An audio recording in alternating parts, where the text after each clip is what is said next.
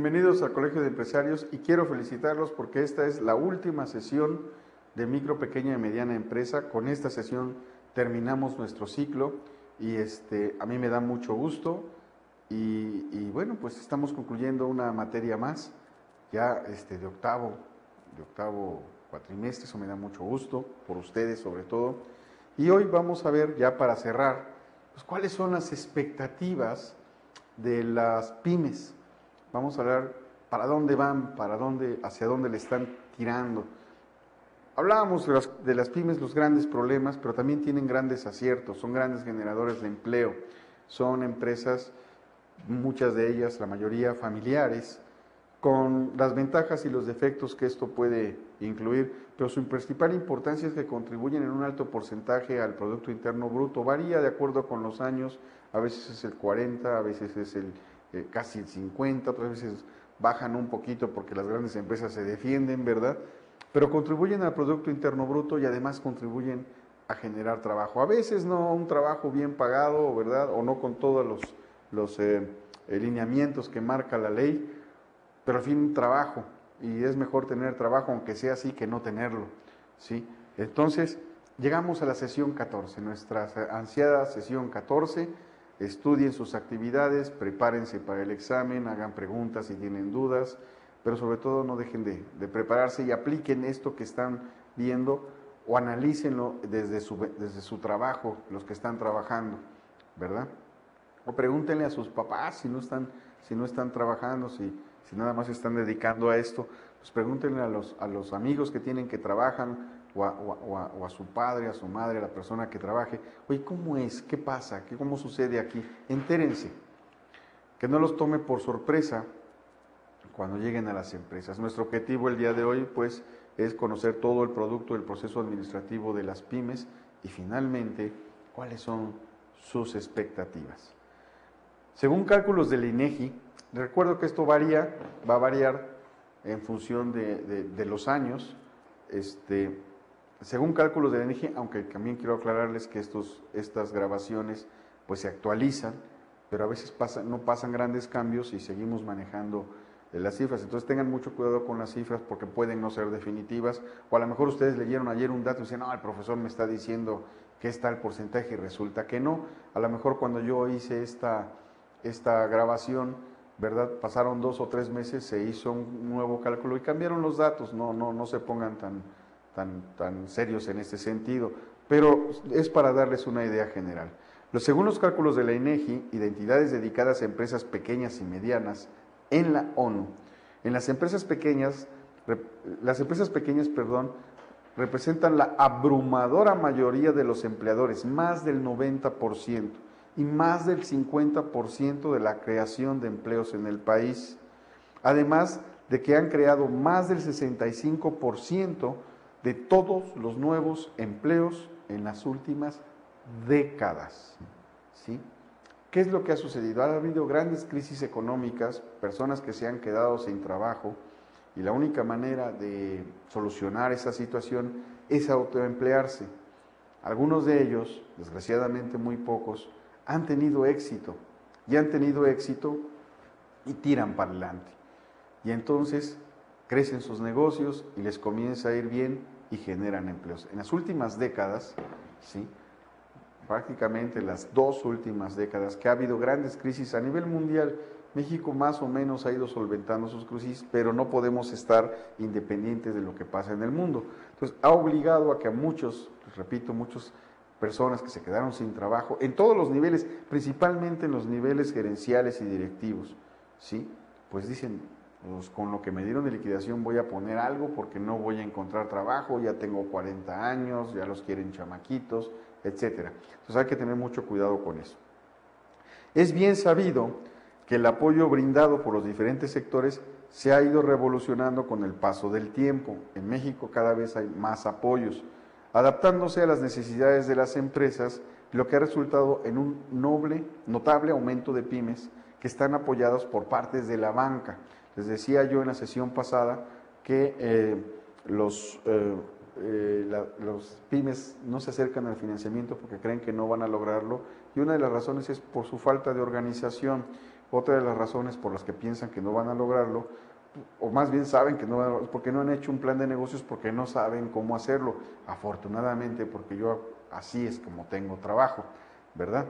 Entonces, han creado CONACYT, el Consejo Nacional para la Ciencia y la Tecnología, ha creado planes de apoyo para impulsar el desarrollo de nuevas ideas, pero a pesar de que se han conjuntado esfuerzos para apoyar a las pymes, que es importante, sí, es importante reconocerlos estos y aún no son suficientes. Falta mucho por hacer, hay mucho por entrenar. Recientemente el gobierno de México creó algo que se llama Pepe y Toño. Pepe y Toño está diseñado para pensar, me estoy ajustando el micrófono porque sentí que se me estaba cayendo, no se espanten. Pepe y Toño fueron creados con la intención de ayudar a las pymes, de impulsarlas, de hacerlas crecer. Entonces, Pepe y Toño es una forma de ayudar a las pymes. Le dieron un nombre que a lo mejor para muchos pues no es serio. No, sí, porque va dirigido al pequeño comerciante, al micro comerciante, que por internet pueda aprender, pueda acercarse, pueda tener información y a partir de ahí acudir al lugar donde puede recibir apoyo en capacitación, en tecnología e incluso financiero. Lo que hace falta para continuar acrecentando el apoyo por parte del gobierno, como se ha venido haciendo, pero al mismo tiempo buscar instaurar las políticas necesarias para que se fomente el desarrollo de las pymes.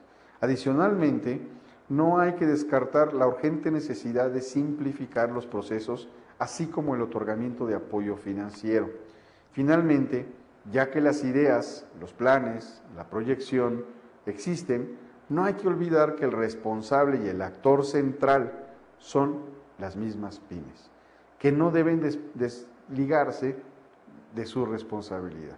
O sea, las pymes también tienen que poner de su parte. Los apoyos están, hay que acercarse. Sí, y el principal apoyo es la capacitación. Ya hay normas técnicas de capacitación laboral para determinados empleos, para meseros, para vendedores de piso, etcétera, etcétera. Según la encuesta bianual a empresas familiares del 2012 de PricewaterhouseCoopers, que es uno de los despachos de auditoría más grandes del mundo, si no es que el más grande en su tipo, si las empresas familiares mexicanas fueron más optimistas el año anterior que sus similares en el mundo. De acuerdo con este documento, 68% de las empresas mexicanas encuestadas afirmó que sus ventas crecieron, el 22% no tuvo cambios, el 10% sí se le redujeron las ventas, mientras que en el mundo el 65% incrementó sus ventas, mientras que en México crecieron 68% en las pymes, en el mundo solo creció un 65%. Pese a todas las malas noticias que nos envuelven día con día, pese a todos los detractores de las cosas que se hacen en México, los que parecen enemigos de México más que defensores de la patria, como algunos de ellos se autonombran, nuestras empresas, pymes, las más vulnerables, las más desprotegidas, las que tienen los menores recursos para sobrevivir, crecieron el 68% contra el 65% a nivel mundial. Ok, el gobierno no hizo nada, lo hace la gente, no hace nuestros conciudadanos, nuestros paisanos, le echaron ganas, ¿sí? Solamente, ¿sí? El 15% no vio cambios, inferior al 22% que sí tuvo México, y el 19% presentó reducción superior al 10% de lo que hubo en México. Ahí se los dejo de tarea, ¿sí? Y no lo dijo ningún mexicano, lo dice una empresa internacional, PricewaterhouseCoopers. Tomemos eso como una fuente de datos sólida. ¿Por qué lo tendría que hacer? Ellos no inventan, son auditores y son reconocidos internacionalmente, es gente seria. El desempeño influyó en la expectativa que se han formado para los próximos 5 años, periodo en el que las empresas familiares mexicanas son muy optimistas y duplican a sus similares en el mundo sobre cómo obtener un rápido y agresivo crecimiento, 24% contra 12%. En consecuencia, el porcentaje de las empresas familiares en el mundo es más alto que en las mexicanas. Fíjense qué curioso, tenemos muchas pymes, pero no todas son familiares, ¿sí? En cambio, en el mundo sí. Sí, en México son, a más o menos el crecimiento de ellos es un 54% contra el 69% fuera de México, en el mundo en general. Lo estamos haciendo mejor de lo que está sucediendo en el mundo, ¿sí?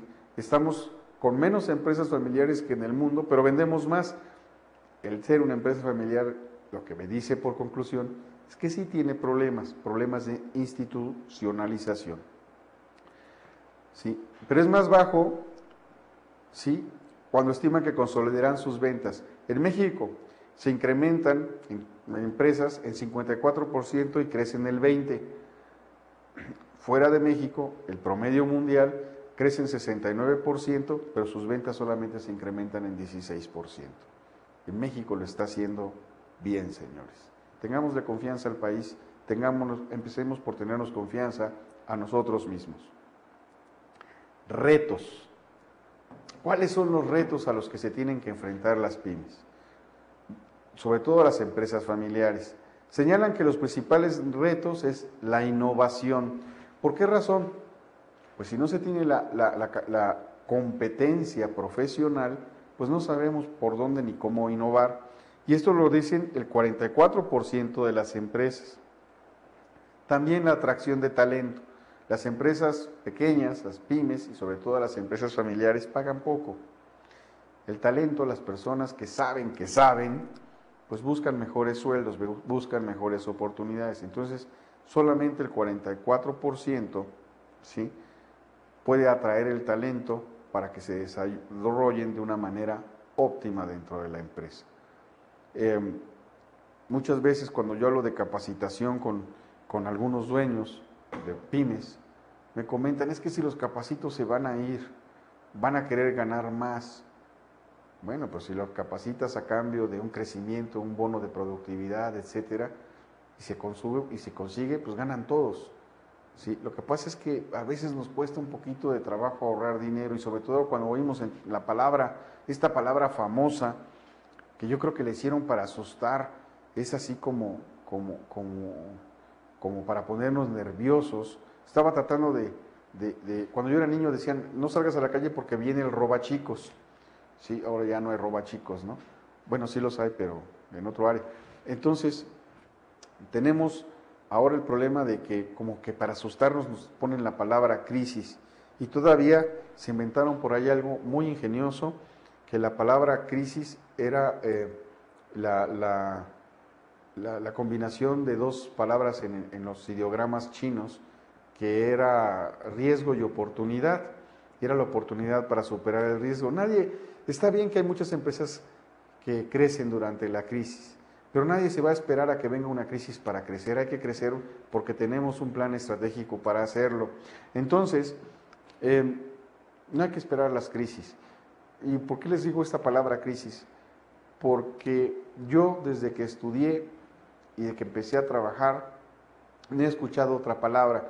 Y siempre que llego a una empresa donde hay empleados que llevan muchos años, decían, no, hombre, es que antes nos iba así, pero vino la crisis, y no ha habido empresa donde yo no haya escuchado la palabra crisis, y donde yo no ha habido un año donde yo no haya leído la palabra crisis en México, crisis de esto, crisis de aquello, y aquí estamos. ¿Qué nos hizo la crisis? Nos hizo más fuertes, nos hizo más despiertos, nos hizo dejar la imagen del mexicano con un sombrero de este tamaño, ridículo, sentados con una manta en un cactus. Eso es lo que nos hizo la crisis. Entonces, pues bienvenida a la crisis, nos despertó.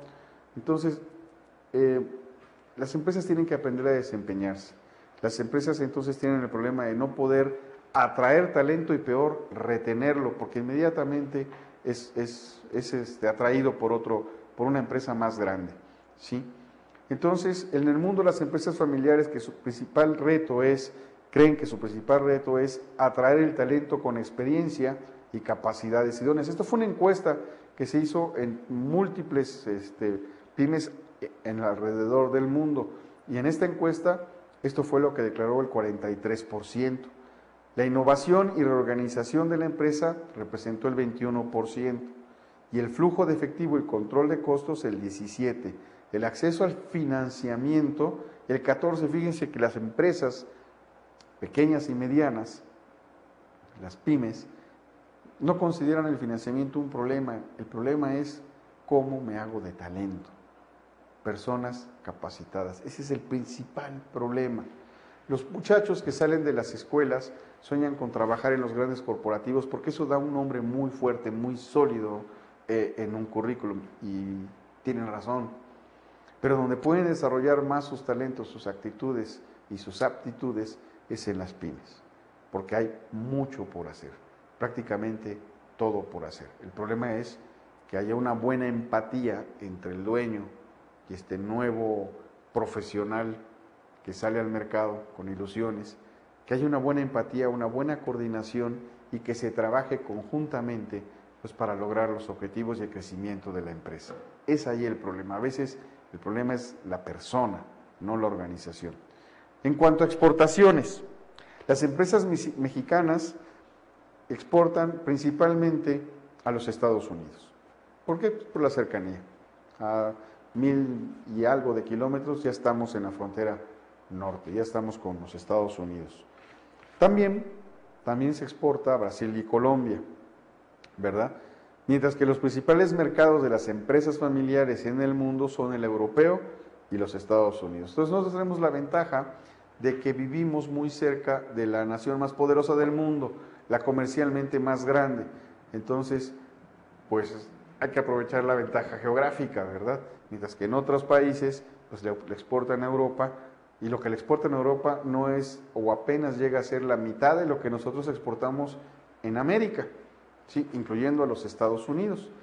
De acuerdo con el documento de PricewaterhouseCoopers, las empresas familiares deben extender la cultura y la forma de hacer negocios. 18% para las mexicanas, así lo piensan, y 20% a nivel mundial. Piensan también, en cuanto a exportaciones, que el cumplimiento de regulaciones y normas locales, también en México el 36% y el 19% a nivel mundial, y la competencia local, 39% y 19% para nivel mundial. Fíjense que México, según esta encuesta de PricewaterhouseCoopers, PwC, México vendió más que sus contrapartes en otras partes del mundo. Pero es curioso cuando dice, las empresas deben extender la cultura, ¿sí? México se preocupa poco, 2 puntitos menos que a nivel mundial. La cultura de exportar. ¿Por qué? Bueno, dice, el cumplimiento de las regulaciones y normas locales. Eso para México es un problema grave, el 36%, el 19% no lo es. Nuestra estructura de exportación es muy rígida, es muy exigente, la nuestra. La de otros países, no. Entonces, ahí hay un tema que hay que desarrollar, que hay que mejorar. Se está haciendo, pero hay que hacerlo todavía más. Pero hay otro problema, y aquí es donde yo quiero que ustedes pongan atención. El problema consiste en que, o mejor dicho, no es un problema. La verdad es que no es un problema. Nuestras pymes crecen más que las pymes mundiales. Y nuestras pymes tienen más competencia que las pymes mundiales. Este aspecto de la competencia local la marcaron en las pymes mexicanas como el 39%, pero contra las pymes de todo el mundo el promedio fue el 19%. La competencia es sana, nos hace crecer. ¿Cómo la ven? Es una buena noticia. Con más competencia que el resto de las pymes en el mundo, México creció más. En nivel de pymes me refiero, sus ventas crecieron más. Y además dice competencia local, no competencia que viene de fuera, no competencia del extranjero, nosotros mismos. Por eso les decía yo que todas estas crisis nos han abierto los ojos. Dejamos el sombrerote, dejamos la manta, dejamos el cactus, el nopal, y nos pusimos a chambear con traje y corbata, ¿sí? Debemos de sentirnos orgullosos de lo que han logrado algunos de nuestros pequeños empresarios, y espero estar hablando con algunos que no solamente sean pequeños, sino que sean algún día muy grandes. Aunque no me saluden, aunque no me hablen, no importa. El impacto socioeconómico es hasta dónde se pretende llegar. Las empresas familiares encuestadas aseguran que el impacto socioeconómico es diferente a empresas multinacionales o públicas. Públicas refiriéndose a que cotizan en bolsa, no a que son del sector público, sino que son públicas porque cotizan en bolsa. Son grandes monstruos comerciales, porque tienen un papel fundamental en la estabilidad de la economía al ser generadores de empleo. Generan el 90% del empleo, las pymes. Y por su contribución al Producto Interno Bruto, el 70%. El 70% en las grandes, o sea, las pymes generan mucha contratación, pero el dinero lo generan las grandes compañías, ¿no? Entonces, estamos hablando aquí de que son diferentes las situaciones. Mientras unos generan mucho empleo, los otros contribuyen más al Producto Interno Bruto, con menos generación de empleos. ¿Por qué? Pues por la innovación tecnológica. La innovación tecnológica hace que fluya hacia allá. Veía, por ejemplo, hace unos días un informe de esta gran empresa que se llama Coca-Cola. Yo siempre cuando me encuentro un detractor, miren, jóvenes y algunos no tan jóvenes, estamos aquí para pensar como empresario, no como empleado. Y no digo empleado de manera despectiva, porque al final, pues yo estoy teniendo un empleo, estoy empleado aquí, aunque sea por honorarios o aunque sea temporal. ¿Cómo piensa un empleado? ¿Cómo piensa alguien que tiene la mente chiquita? Coca-Cola quiere envenenar a nuestros niños y por eso nos venden tanta azúcar en el producto.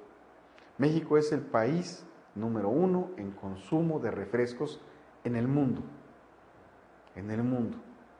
También tenemos ese triste primer lugar. ¿Son los productores, fabricantes de refrescos los culpables? ¿Cómo llegó el refresco a la mesa de un niño? Porque un niño de 2 o de 3 años no puede ir a la tienda a comprar y traer el refresco. No son los niños. No son los niños que les compran el refresco en casa. Son los padres. Es un problema de educación. Es un problema de alimentación. Para mí no existen productos chatarra. Yo de vez en cuando me compro unas papitas. No pasa nada. Estoy en mi peso. Estoy arribita 4 kilitos más.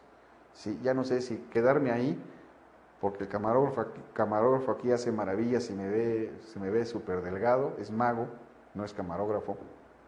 Sí. Entonces, los culpables somos nosotros desde nuestro seno familiar, donde no aprendemos o no enseñamos cuando somos padres la manera adecuada de alimentarse. Entonces, ahí es donde está el problema. El problema no lo tienen las empresas que producen lo que la gente quiere consumir. Y veía yo, por ejemplo, que Coca-Cola tiene algo así como 900 plantas en el mundo. Y esas 900 plantas, no me acuerdo si son 900 o 9000, creo que sí son 900. Son 7 veces más de lo que tiene Procter & Gamble, que es el principal distribuidor de productos de consumo en el mundo. Así de grande es esta empresa, así de bien hace sus cosas. Tiene una flotilla de camiones repartidores de 500,000 de camiones repartidores en el mundo. UPS, que es una empresa de mensajería, tiene la tercera parte. Eso es crecer en grande, esto es hacerlo en grande. No le estoy haciendo publicidad a la Coca-Cola, también las grandes empresas tienen otras cosas, otras virtudes, pero es una empresa que se creó por ahí de los años de 1800 algo, más bien hacia finales de los 1800, y sigue, 1800, ya estamos en el 2000 y sigue creciendo. Eso es hacer crecer una empresa, ¿sí? Dicha confianza, entonces, no está significativa en las empresas familiares encuestadas del resto del mundo en lo que se refiere a la generación de empleo, pero sí en cuanto a la aportación a la riqueza de sus países. Sí, en México se genera más empleo con las pymes que en el resto del mundo. Por eso tenemos que organizarlas, por eso tenemos que enseñarles a crecer, por eso ustedes se están preparando para que si el día de mañana generan una empresa, la generen estructuradamente hablando. Aquí sí vienen a formar no solamente como administradores y especialistas en comercialización, sino se vienen a formar con una mente emprendedora. Les decía yo, ¿cómo piensa un emprendedor y cómo piensa una persona que no lo es, para no poner etiquetas? La persona que no es emprendedora está culpando siempre a los demás de lo que nos pasa a nosotros. O sea, no es culpa mía. Lo que pasa es que yo soy muy bueno y los demás son muy malos. No. El emprendedor no culpa a nadie, aprende. Aprende de los demás, observa cómo lo hacen los demás y se pone a trabajar en ello. ¿Sí? Esa es la gran diferencia entre un emprendedor y alguien que no lo es. ¿Sí? Y obviamente todos los empresarios son emprendedores. Aquí los venimos a invitar a que busquen tarde o temprano su independencia económica. Sabe muy bien, se siente muy bien, me gané este dinero con mi trabajo, con mi esfuerzo. Algunos decían cuando estaba yo empezando mi carrera, es que a mí me pagan por lo que sé, no por lo que hago. Y lo decían con soberbia, con un poquito de ganas de molestar. Señores, es verdad, llega un momento en que les pagan por lo que saben, no por lo que hacen. Se los dice alguien que se dedica a la consultoría. Simplemente voy y lo mismo que están viendo ustedes en esta aula, de lo mismo hablo con mi gente, con mis clientes, con las personas con quienes trabajo. ¿Sí? Saliendo de aquí precisamente voy a dar una consultoría. Hablo de lo mismo que hablo con ustedes. Entonces, prepárense para que llegue el día en que les paguen por lo que saben, no por lo que hacen. ¿Sí? Pero eso que saben va a servir para que otros hagan. Eso es pensar como emprendedor. Y si forman una empresa, piensen como empresario. En vez de criticar, digan, ¿cómo le habrá hecho? ¿Qué paso siguió? Averígüenlo, investíguenlo. Ah, no, viene la mentalidad del no emprendedor. Es que lo heredó. Bueno, pues yo no tengo un tío rico, entonces me tengo que poner a trabajar, ¿no? O sea, si no, entonces estoy destinado al fracaso toda mi vida. O si yo no heredé, pues. Entonces, no, esa no es la mentalidad que queremos en esta institución. Sigamos adelante, la permanencia. ¿Hasta dónde se pretende llegar en cuanto a la permanencia? Los resultados de la encuesta muestran que el 70% de las empresas familiares mexicanas no tienen más de 50 años operando. ¿Sí? En el mundo, el 62%. En 72% padres e hijos se hacen cargo de la administración al mismo tiempo, mientras que en el mundo más o menos ocurre lo mismo. No obstante, solo el 24% de las empresas familiares de México llega a la tercera generación, es decir, el negocio lo formó el abuelo, luego vino el padre y ya muy pocos llegan a heredárselo a los hijos. Por ahí se dice de dicen abuelo rico, padre pobre, hijo millonario. O sea, vienen así las generaciones, ¿no? No funciona así. Normalmente el abuelo genera la riqueza y el padre y el hijo, o el papá genera la riqueza y el hijo se la termina. Se muere en la siguiente generación. Bueno, en el caso de la cuarta generación solamente llega en el 7%. En los negocios del mundo sigue operando contra 4% en México. Las empresas que duran mucho en México, pero un poquito más que las empresas en el exterior. México no lo está haciendo mal. Un plan de sucesión. En cuanto a la necesidad de establecer las reglas para los familiares con el objetivo de que el patrimonio familiar perdure en el tiempo, 68% más de las empresas familiares, ¿sí?, mexicanas, opinó que un reto es muy importante, mientras que el 72% de las empresas encuestadas en el mundo considera que es un obstáculo a remontar. No obstante, decían que los conflictos familiares no sean un reto significativo para los próximos 5 años, el 64% en México y el 69% a nivel mundial. ¿Cuáles son los cambios micro? ¿Cuáles son los cambios micro? Los cambios macro son aquellos que van a impactar en la mayor parte de los negocios. ¿Cuáles van a ser estos cambios macro? Estos cambios macro son aquellos que tienen que ver con las políticas, con la legislación, con la cultura, con la tecnología, ¿verdad?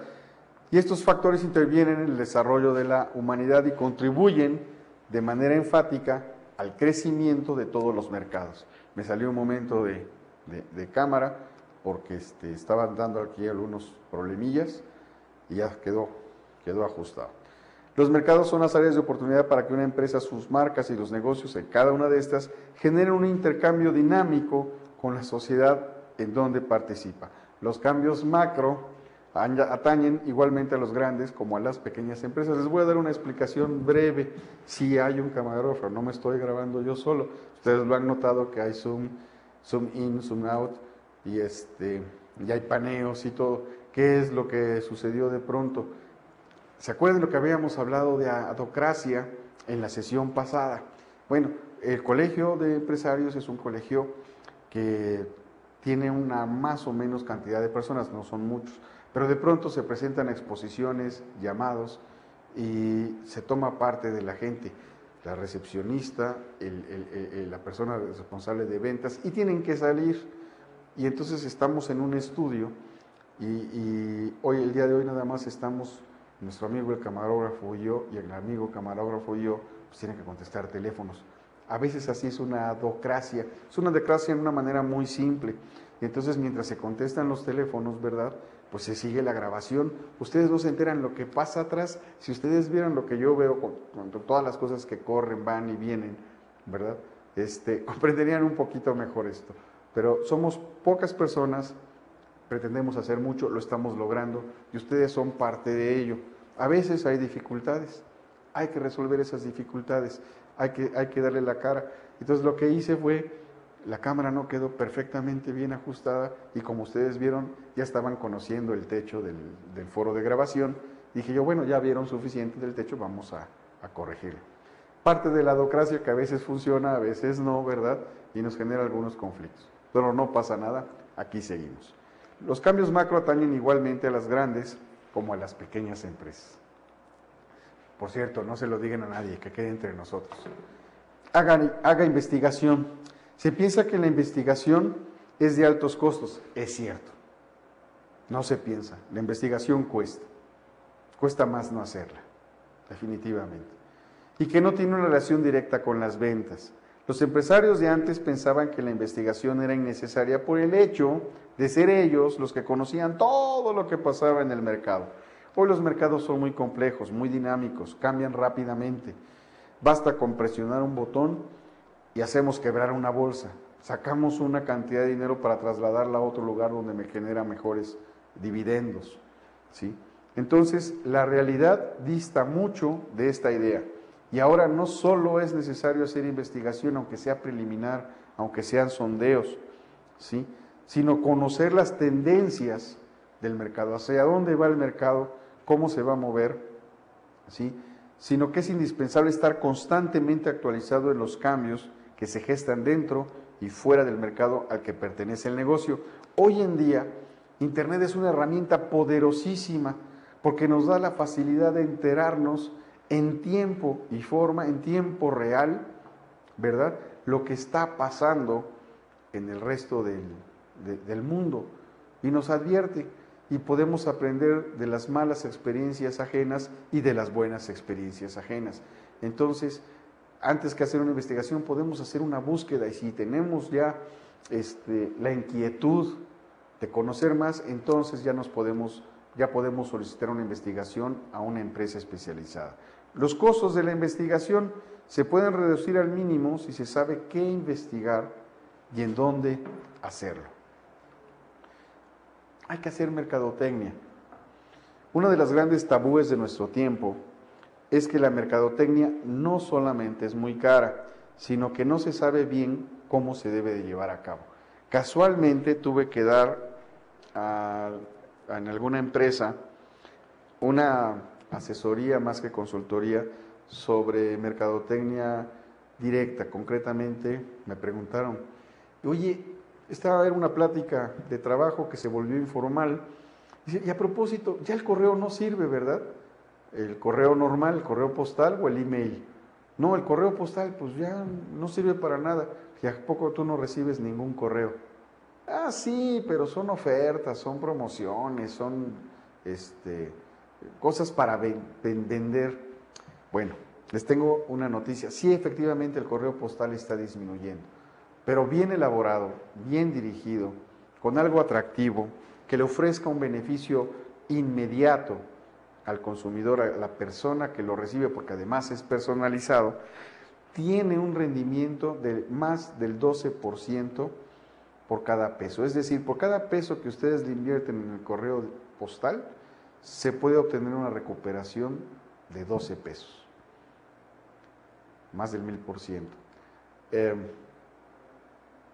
Ninguna inversión, ninguna bolsa da esos rendimientos. Hay que saberlo hacer, no se presta para todos los productos, pero hay que saberlo hacer. Y una de las cosas que debemos saber hacer es mandarlo en un formato atractivo. Nadie tira el sobre sin abrir a la basura. Todos lo abren por curiosidad, ¿sí? Ya lo ven, lo tiran, porque no llamaron la atención. Hay que llamar la atención desde fuera. Si ven mercadotecnia, si ven mercadotecnia directa, ahí verán, ¿verdad? Ustedes son del área de administración, los de mercadotecnia sí lo ven. Hay una forma de hacerlo, pero ese es otro tenor, ¿sí? Entonces se piensa que las pymes no pueden hacer mercadotecnia porque esto pertenece únicamente a las grandes empresas. Error. Les acabo de dar un ejemplo, ¿sí? El correo postal sigue siendo muy económico y bien utilizado, nos da en el peor de los casos o promedio un 12% de retorno de inversión. En el más o menos promedio puede ser entre un 8 o un 10%. De cada peso que yo meto gano 8, díganme en qué negocio lo puedo lograr, ¿sí? Es uno de los preceptos para el verdadero desarrollo del negocio y mejor aún en la región. La competitividad tiene su fundamento en la mercadotecnia. La mercadotecnia, en grandes rasgos, se los platico, pues son 4 variables, 4 P's en su forma más simple, porque han salido muchos creadores de otras P's y S's y bueno, no saben ustedes, pero yo les puedo decir incluso las 4 C en vez de P. Se basa en el producto, en el precio del producto, la plaza, que es el lugar donde se va a distribuir el producto, y la promoción. Y la promoción tiene una serie de ramas. ¿Cuáles son esas ramas de la promoción? Bueno, venta directa, el equipo de ventas, tenemos el e-commerce, tenemos el emailing, tenemos el correo postal, las relaciones públicas, la publicidad forma parte de la P de promoción. Por eso hace un momento o la clase anterior, no recuerdo bien, cuando yo les decía por qué menciono producción y mercadotecnia y ventas, y había yo dicho al revés, ventas y mercadotecnia, y corregí, porque ventas pertenece a mercadotecnia. Si ventas pertenece a la P de promoción, que es la 4ª P de la mercadotecnia, es una partecita de la mercadotecnia que es muy grande. Muchos entienden que mercadotecnia es publicidad. Error. La publicidad, así como las ventas, pertenecen a la P de promoción. Entonces, cuando me dicen ustedes, bueno, entonces, ¿qué la promoción es que yo compre algo y me lleve? Esa es la promoción. Perdón. Esas son las estrategias de promoción. La promoción dentro de la mezcla de mercadotecnia o marketing mix, ¿sí? Abarca todo ese tipo de trabajos. Es dar a conocer el producto, que la gente conozca mi producto. Algunos le llaman comunicación, ¿sí? Los cambios macro atañen igualmente a grandes empresas y pequeñas empresas. Lo que sucede es que las grandes empresas, ¿verdad?, usualmente están mejor preparadas para hacer frente a estos cambios macros que las pequeñas empresas. Hacer investigación. Se piensa que la investigación es de altos costos y no tiene relación directa con las ventas. Bueno, es lo que estábamos viendo, ¿sí? Pero la realidad dista mucho de esta idea y se puede reducir si se sabe qué investigar y a dónde investigar. Acuérdense que Internet nos da una fuente de información, cuidado que no siempre es confiable, ¿verdad? Hay que recurrir a las fuentes confiables y hay que verificar la veracidad de la información que circula en Internet, no solo porque circula en Internet, pues es verdadera, ¿verdad? Válgame la redundancia. Entonces, hacer mercadotecnia. Mirar al interior de su negocio. ¿Qué pasa dentro de mi negocio?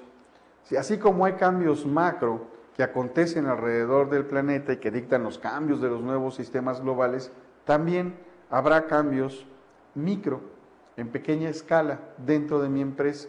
Entonces, tengo que estar atento también a los cambios al interior de mi empresa, ¿verdad? Para que yo pueda, simple y sencillamente, a tomar una dirección en mi negocio, tomar las decisiones que competen.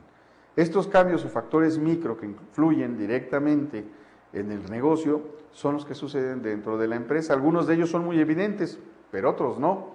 Otros a veces tardamos en descubrirlos, ¿sí? Y se necesitará de agudeza para detectarlos y de sinceridad para aceptar que estos existen y generan problemas. Cuando tenemos una estructura divisional, funcional, es más fácil detectarlos porque tenemos responsables por áreas capacitados, que son personas que por la experiencia en su trabajo, han estado en ese punto y conocen y saben qué es lo que deben hacer. Bueno, por experiencia en el trabajo, ¿verdad? Es que entonces ustedes facilita la detección de este tipo de problemas que pudieran surgir al interior. Vaya a los eventos relevantes, ferias, exposiciones. Yo les hablaba hace un momento de que se iba a una exposición y que pues parte del personal, ¡pum!, allá fue, se hizo una adocracia, ¿no? Y ya lo saben hacer y lo hacen muy bien y lo hacen en tiempo récord, ¿sí? Entonces, en muchas ciudades existen congresos, exposiciones, seminarios, ferias y un sinfín de actividades menores, pero todas ellas pueden ser interesantes para mi negocio. No tengo que participar en todas, tengo que ser selectivo porque si no, pues me va a representar un alto costo, pero yo debo de saber a dónde debo de ir. En toda la región existen catálogos, revistas, páginas en internet que anuncian los diferentes eventos antes mencionados para consultar las fechas, el precio y la temporalidad de cada uno de ellos. Busque el apoyo de la academia. Es difícil saber que un empresario busca el apoyo de alguna institución universitaria cuando éstas son fuente de conocimiento y desarrollo estratégico dentro de los planes de estudio que imparten en el alumnado. Las universidades también, bibliotecas con un surtido interesante de libros, tesis, en donde existe la posibilidad de encontrar casos similares al de la empresa, etcétera. Tome cursos, tome diplomados. El Colegio de Empresarios también es una buena opción para ello, ¿sí? Entonces sigan capacitándose. Una vez terminada su licenciatura, descansen un año y al siguiente año tomen un curso de lo que sea, aunque no tenga relación directa con su trabajo. ¿Por qué les digo esto? Porque además de que tienen que tener una cultura general muy amplia, pues empezar a prepararse para aprender.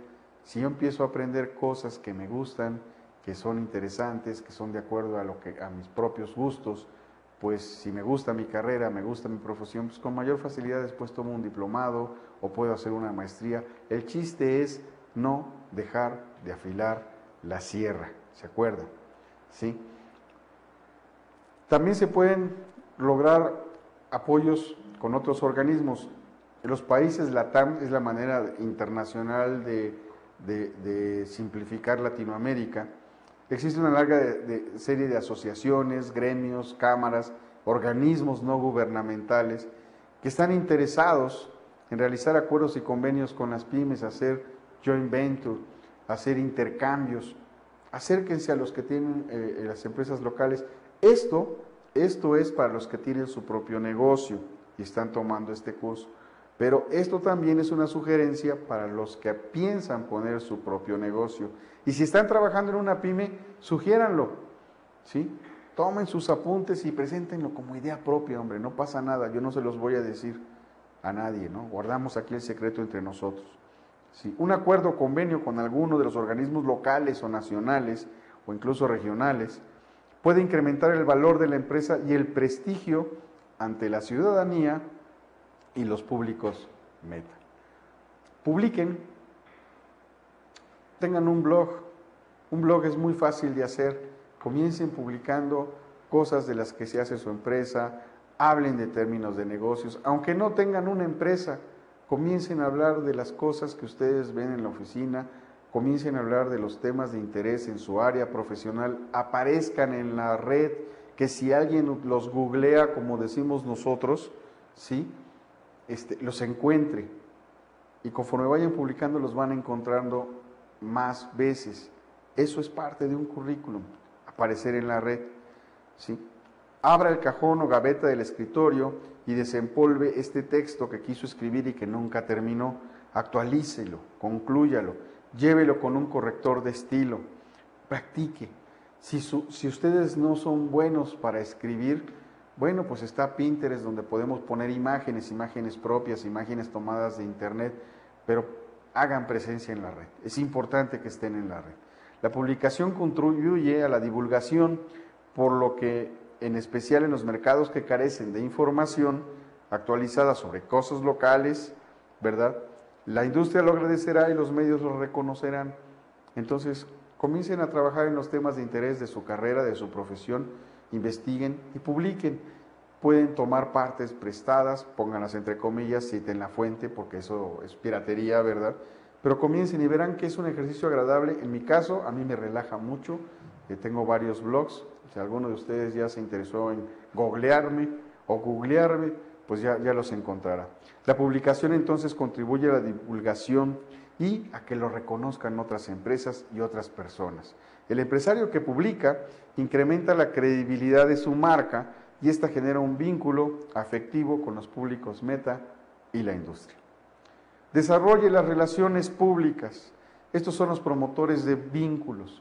Desarrolle las relaciones públicas, conviva con los participantes de la industria del negocio, así como con el público objetivo y los medios.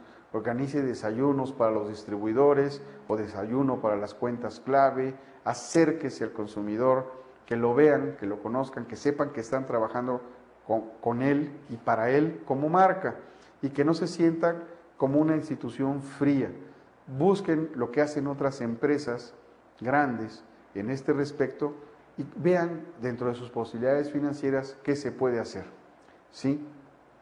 Las relaciones públicas sirven para consolidar a la empresa y son actividades que se deben de planear con tiempo, ¿sí? Porque no deben de surgir de un día para otro, deben de estar plenamente organizadas. Reenfoque, ¿sí? Evite caer en los mismos errores del pasado. Limpie su mente de las cosas malas del pasado, quédese con lo bueno, aprenda de lo malo, vea de lo bueno que le sigue funcionando hoy, vea de lo malo por qué no le funcionó y si podría funcionar hoy, porque no todo está perdido. Ideas antiguas hoy se vuelven ideas nuevas, ¿verdad? Ideas nuevas muchas veces fueron ideas antiguas. Vean qué se puede seguir utilizando. Continúe con ética y con responsabilidad y sobre todo con respeto, primero a su profesión, a su persona y respeto hacia los demás.